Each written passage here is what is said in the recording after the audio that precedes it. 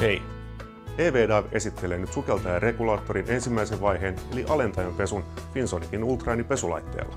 Finsonicin ultraäänipesulaite on edistyksellinen ja luotettava ratkaisu regulaattorin osien puhdistukseen.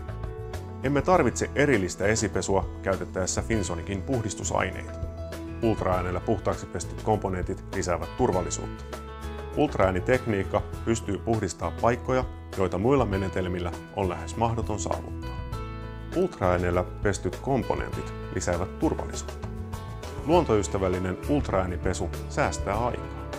Puhtaat komponentit toimivat luotettavimmin ja kestävät käytössä pidempään.